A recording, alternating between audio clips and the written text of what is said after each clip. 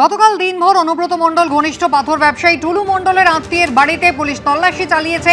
প্রায় 50 কোটি টাকার কাছাকাছি সোনা দানা এবং নগদ উদ্ধার হয়েছে। আপনারা জানেন, নজরে এবার কিন্তু টুলু মণ্ডল, যিনি একেবারে গতকালকের পর থেকে রীতিমতো বেপাত্তা হয়ে রয়েছেন। সেই টুলু মণ্ডলের একাধিক সম্পত্তি রয়েছে, বিভিন্ন ঠিকানায় তার ইতিমধ্যেই পুলিশ আধিকারিকরা পৌঁছে গিয়েছেন। কিছুক্ষণ আগে আপনাদের টুলু মণ্ডলের বিলাসবহুল অত্যাধুনিক শিউরির বাড়ি দেখিয়েছিলাম, আর এবার আপনাদের নিয়ে যাব মোহাম্মদ বাজারে। সেখানেও কিন্তু বিরাট ব্যাপার। সরাসরি পার্থপ্রতিম ঘোষ রয়েছেন আমাদের সঙ্গে। পার্থ, মোহাম্মদ বাজার, সেখানে টুলু মণ্ডলের কি প্রপার্টি রয়েছে?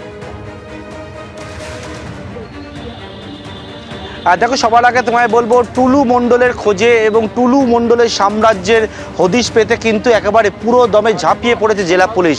এবং টুলু মণ্ডলের যে বাড়ি, একাধিক যে বাড়ি রয়েছে, সেই বাড়িতে পুলিশের দল হানা দিয়েছে। তার মধ্যে দেউচা এলাকাতে একটা বাড়ি থেকে শুরু করে যে বিলাসবহুল বাড়ি দেখিয়েছিলাম সুভাষপল্লী, সেই জায়গায় সেই বাড়িতেও কিন্তু ইতিমধ্যে পুলিশের দল তার হানা দিয়েছে। দুটো কাগজ আমার হাতে রয়েছে, সেই কাগজ সম্পর্কিত বিষয় অবশ্যই তোমায় বলবো।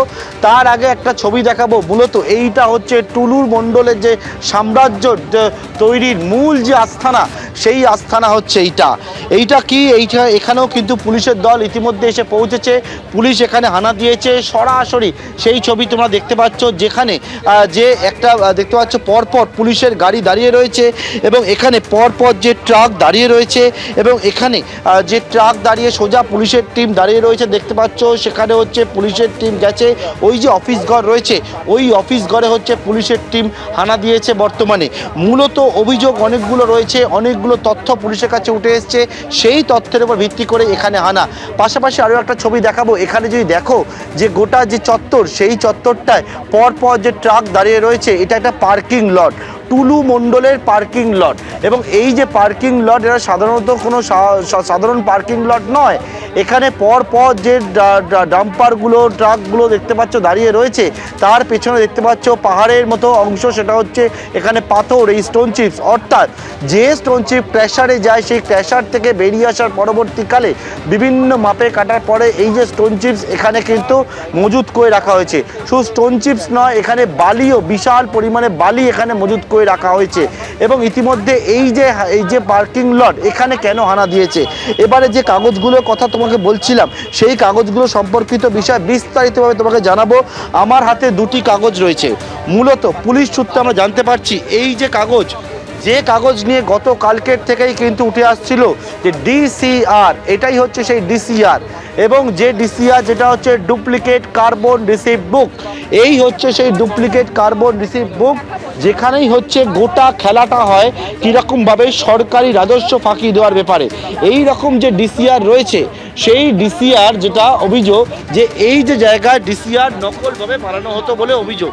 এবং এই যে ডিসিআর, যেমন আমার কাছে একটা ডিসিআরের কপি রয়েছে, সেই ডিসিআর এই যে অফিস ঘর দেখালাম তোমাকে, সেই অফিস ঘরে মূলত হচ্ছে নকল করে ছাপানো হতো। এবার ডিসিআর কেন নকল করে ছাপানো হতো? কারণ ধরো যে প্রত্যেক দিন হয়তো দেখানো হচ্ছে যে 4000 বা 8000 কোনো রকমভাবে গাড়ি বেরোচ্ছে, সেটা সরকারি হিসাবে দেখানো হচ্ছে হয়তো কমিয়ে, এবং সেইখান থেকে গোটাটা সরকারি রাজস্ব ফাঁকি যাচ্ছে। এবং গোটাটাই হচ্ছে এই যে সাম্রাজ্য, যে পাথর সম্রাট হয়ে উঠেছিল টুলু মণ্ডল, সেই পাথর সম্রাটের এইটা হচ্ছে মূল আস্থানা। এবং সেই আস্থানায় পুলিশের টিম তারা হানা দিয়েছে।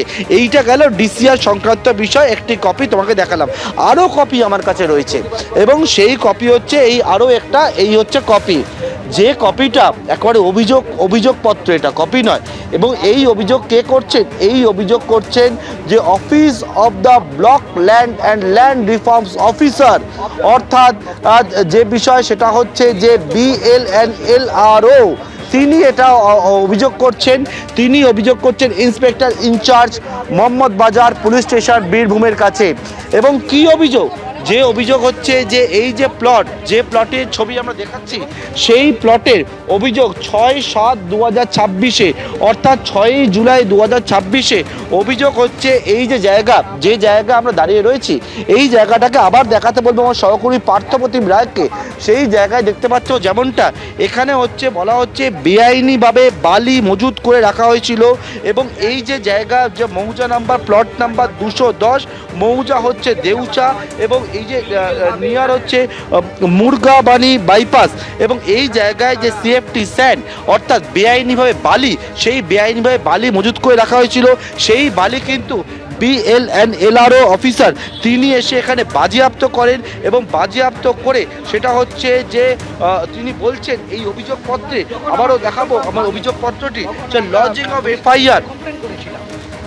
Of FIR against Nizamuddin Mondal alias Tulu Mondal son of Kuddus Mondal village, এই যে জায়গা বীরভূমের, অর্থাৎ তিনি অভিযোগ করছেন টুলু মন্ডলের নামে অভিযোগ করছেন, এবং বেআইনিভাবে বালি মজুত করার অভিযোগে BLNLRO মোহাম্মদ বাজারে তিনি হচ্ছেন অভিযোগ করছেন। এই হচ্ছে সেই কপি, যে কপি আমার হাতে কিন্তু এই মুহূর্তে রয়েছেন, এবং সেটাতেও FIR হয়েছে, এবং এই যে জায়গা রয়েছে আবার দেখাবো ছবিটি, যেখানে হচ্ছে যে পাথর দেখতে পাচ্ছ মজুত করে রাখা, বালি এখানে মজুত করে রাখা রয়েছে বিশাল পরিমাণে, এবং এটাই হচ্ছে টুলু মণ্ডল, অর্থাৎ যে টুলু মণ্ডল যে এলাকায় হচ্ছে পাথর সম্রাট হিসেবে পরিচিত হয়ে উঠেছিল, যে টুলু মণ্ডলের কেরিয়ার শুরু হয়েছিল একেবারে পাথর থেকে, এবং পাথরের কিভাবে সেই টুলু মণ্ডলের উত্থান কিন্তু রকেটের গতিতে কিভাবে হয়েছিল, অনেক জায়গা থেকে যে টুলু মণ্ডল সম্পর্কে জানা যায়। এইখানে স্থানীয় যে জায়গা, সেখানে টুলু মণ্ডল হচ্ছে পাথর যে ক্র্যাশার থেকে তোলা নামানোর কাজ করত।